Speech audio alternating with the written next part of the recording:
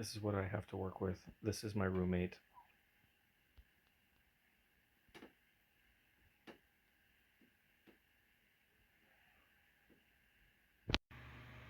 Welcome back to the channel, everybody. I want to thank all the new patrons that have decided to join the community this week. Look forward to seeing more of you join and start sharing information, as well as being able to answer tuning related questions while not tuning uh, in that community group. The diag on the Dyno episode ended up being kind of long, so I have split it up into 2 classroom episodes. This will be the second episode, and then the following ones will be live action on the Dyno. I'll kind of show some of the stuff that I look for, and it'll be fairly basic, but let's get into part 2 of the classroom portion of Dyno Diag. So this one was a little more difficult to diagnose because it was a combo that I've never done before. Um, it was a car that I've tuned before, but we had switched standalones from an Infiniti to a Haltech. It now had drive-by-wire. It had a turbo that, as far as I know, first one that I've seen on an Evo. It has the new Precision 6280 class legal turbo. It had a very large turbine housing, or has. It's a 115 AR open V band in out. Really meant for a Honda, but because we didn't want any back pressure and we wanted 1,000 horse for this particular class of turbo, seemed like a good idea. Plus, some of the newer versions of it weren't even released when the turbo was purchased. But looking at where the power is happening, the red line was pull 6. It's 7,700 RPM. You know, probably not crazy low for a 280-degree duration cam and a really good cast intake manifold.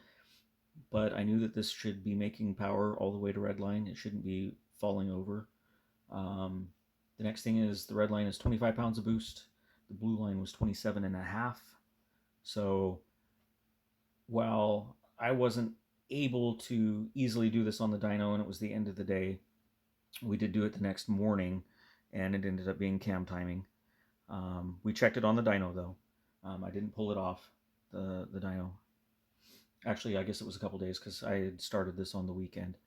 Um, and this was one tooth on both the intake and the exhaust. So technically it had jumped on the crank. How? Don't know, don't care. It's okay. But it was an issue that needed resolved. And this had some interesting symptoms. One being that it was making power early and falling off really bad and really not making the power per pound that it should. So now let's look with that fixed and see the difference. So when we look at the green line, this was really what I was truly more expecting it to do. Make peak power, you know, at some indiscriminate RPM. In this case, looks like 8,060, made 602 horse. This was 25 pounds, but see how flat it is for the most part? It's just, you park something on that, truck and trailer, park a bus on it. That was really what I thought I was going to see because I was far from being out of turbo. The throttle wasn't closing. So fixing that, which also affected the base timing, um, I had inadvertently timed it 5 degrees retarded on the base timing, which wasn't helping, but is a good thing to point out that the red and blue, there were extenuating circumstances that I had seen the wrong mark on the timing cover because of the crank pulley. It was a little bit difficult for me. It was a little covered in oil. Gloss colors do not show up well with the timing light, where if you have it clean and matte or put a mark on it, it makes it a lot easier to see. So there were two things going on, but the cam timing being off was obviously a big one. Um, then then we were able to get the base timing also correct, which obviously brought up a lot of the power, but started to behave the way that it was supposed to. So again, You're not always going to face problems where maybe, you know, as we've already talked about today, spark plugs and misfires. But just from experience or what you're expecting a combination to do, you know that a big turbo should make power really high up. Big cams should make power really high up. If you don't see that as an example, well, it might be time to stop beating on it, pull it off wherever you're at, take it off the track, start going over your mechanical steps one by one, check for boost leaks, check the plugs, check the cam timing. It might ruin your day because you might have to take it home and fix it, but in the end, if it doesn't hurt your engine, you're coming out ahead. So now let's move on to the final part of the classroom session, if you will, and look at the effect of a cam crank error and what it was doing in the power. So as we progressed on tuning this car, some strange things started happening. And as you can see right here, this was 25 pounds even. I was doing a timing sweep. I believe also I may have had the throttle close on me because of drive-by-wire boost error correction. At any rate, we didn't make the 602 as we had done earlier. But the pull right after had this really odd, almost analog looking dip. Now, as we covered, you know, maybe it was spark plugs, maybe it wasn't. I happen to know that I put spark plugs in it. I put some timing in it. As you can see, it's starting to come up. It just cut and I let off because I'm not in the habit of trying to blow people's cars up. And lo and behold, because the Haltech happens to have a feature very similar to a factory ECU, it had thrown a code for cam crank problems. Huh, okay, very strange. So I changed the crank filtering a little bit. I guess not on number 5. That must have been a false start. Number 6.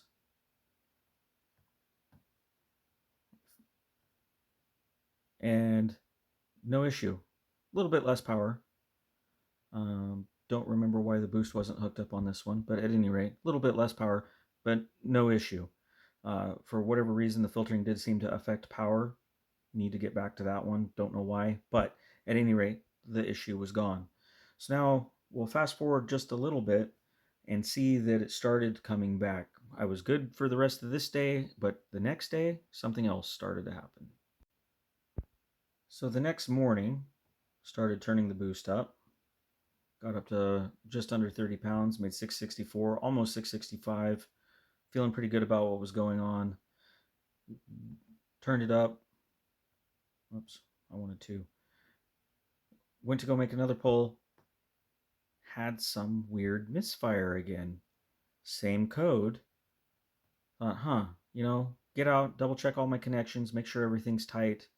Okay, so did that. Set the rev limiters because I was going to go for a pull. Turned the boost up, and all of a sudden, it became obvious that we had some sort of a problem.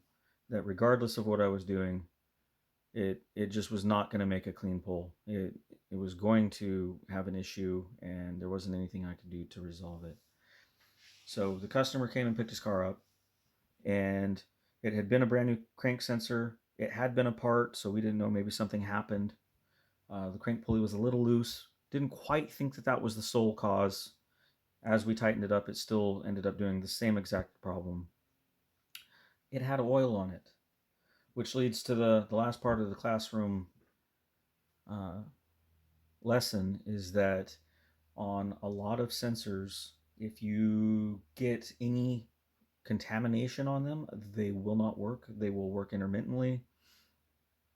If you get oil in the connectors, maybe you have a car that doesn't have enough breathers and it blew the dipstick out, and you get oil in the connectors, you will start having random issues. Evo 10s will get random MIVEC codes because of stuff like that. They get oil in the cam sensors and the car will run, but it isn't happy, and it will let you know that.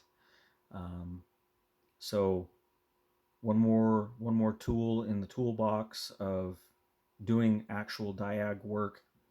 Sometimes you might be sitting there, or if you're renting the dyno, you might be paying a lot of money to figure some of this out because you're not actually making the pulls.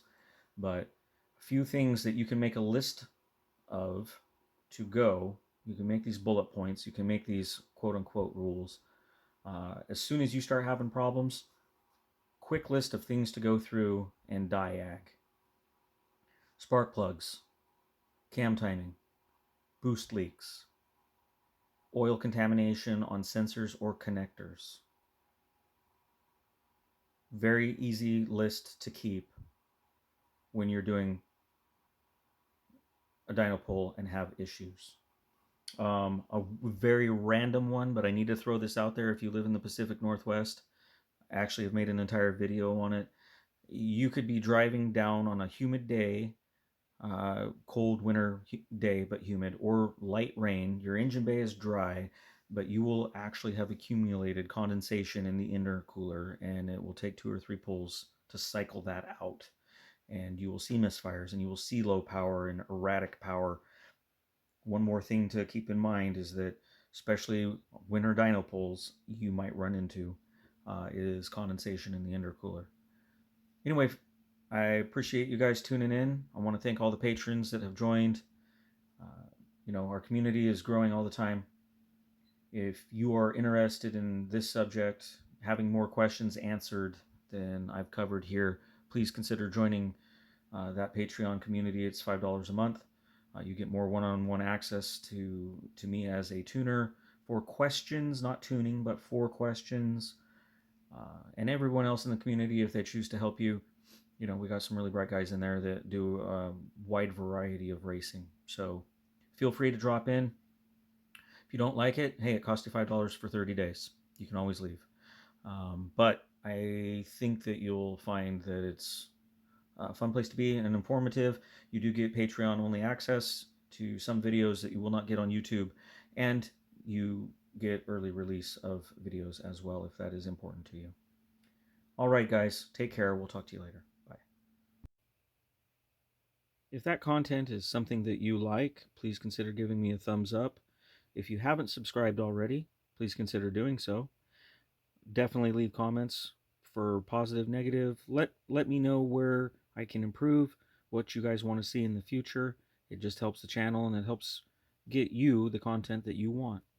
If possibly you have a friend or a community group that can benefit from content like this, please consider sharing it with them. Facebook, Instagram, wherever you want to go. Lastly, if you want notified as new content is added, simply click on the bell icon and YouTube will do that for you. Thanks again, guys. Take care.